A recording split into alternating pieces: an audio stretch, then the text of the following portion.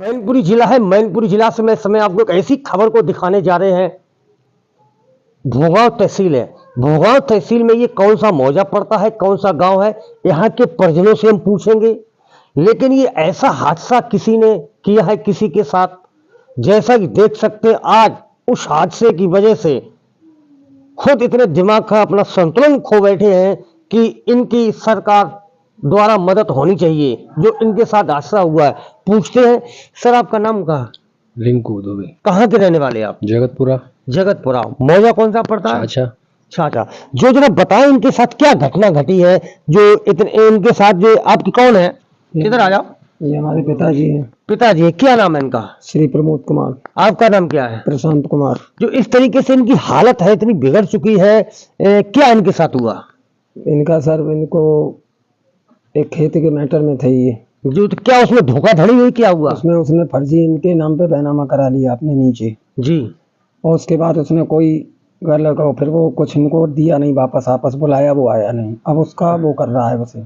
क्या पूरी कहानी बताओ, किस तरीके से उन्होंने इकरारनामा, क्या बैनामा की स्थिति को लेकर क्या क्या रहा था जिस वजह से आज ये बहुत बिल्कुल गिर चुके हैं? क्या पूरा रहा? इकरारनामा कराने के चक्कर में उसने बैनामा करा लिया। अच्छा, इनसे ये कहा था इकरारनामा कर दो 5 साल के लिए। 5 साल के लिए। हाँ। फिर क्या हुआ?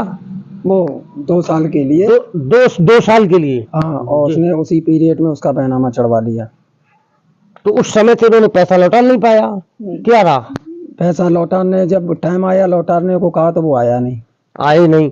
तो ये कितनी खेती थी, कितना क्या पैसा रहा? 5 लाख रुपए दिया था मात्र। 5 लाख। और खेत कितना है? 8 बीघे का उसने पूरा बैनामा चढ़वा लिया। 8 बीघा खेत है, 5 लाख रुपए दिए। आज उस खेत की अगर हम मूल्यांकन करें कि जमीन की क्या रेट हो, क्या कीमत होगी?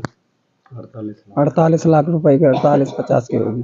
50 लाख है और दिया 5 लाख।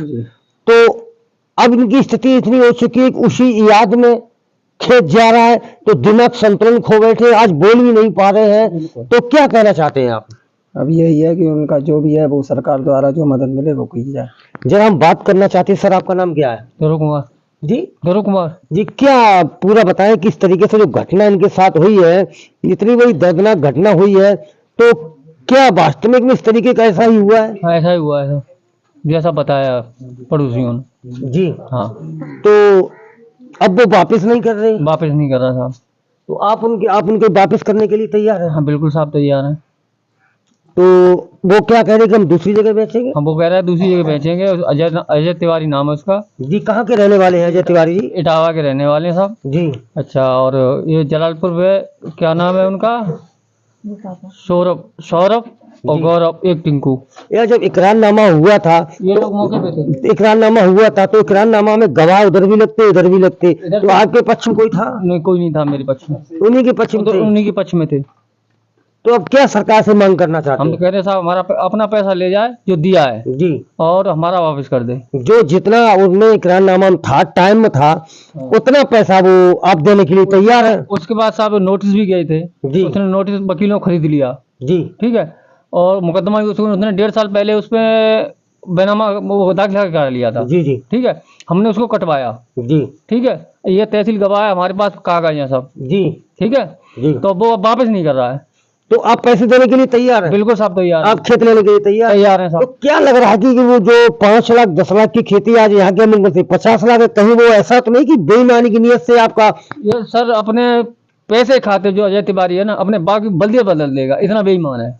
अच्छा। हाँ, इस तरीके से पूछना चाहते हैं, यहाँ पर और भी लोग खड़े हुए हैं कि क्या लग रहा है अगर जो उनका पैसा वापस कर दें और वो उनकी जमीन वापस कर दे तो क्या लग रहा है कि सही रहेगा, क्या रहेगा? जी बिल्कुल सही रहेगा।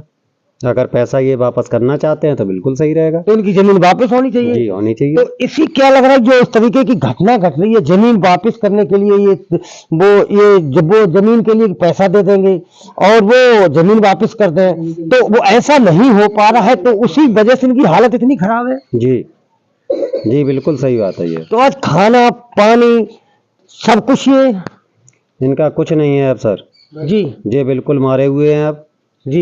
इनकी कोई व्यवस्था नहीं है। ये अपना दिमागी संतुलन भी खो बैठे हैं उसी की वजह से। जी। तो आज इनके पास 1-2 बीघा खेत भी नहीं है? नहीं, सो तो है 4-5 बीघा है। जी। जी। लेकिन जो मेन चक था वो तो चला ही गया। जाने की कगार पर है। जी।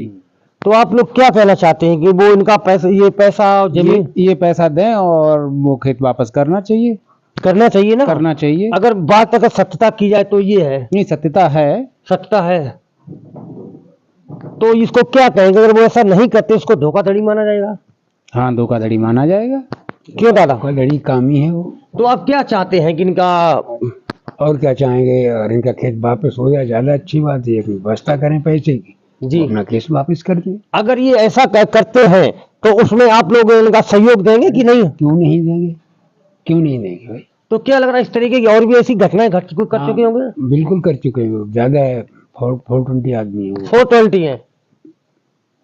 इस तरीके से आप देख सकते हैं जो कि ये दादा है यहाँ पर, इस तरीके से इनके साथ जिस तरीके के इनके बच्चों ने आरोप लगाया है कि वो जमीन को इस तरीके से बहला फुसला करके, जैसे बताया था कि हम यहाँ पर करने गए थे तो मुझे आंखों से दिखाई भी नहीं पड़ता था, ये मेरे साथ धोखाधड़ी की गई है।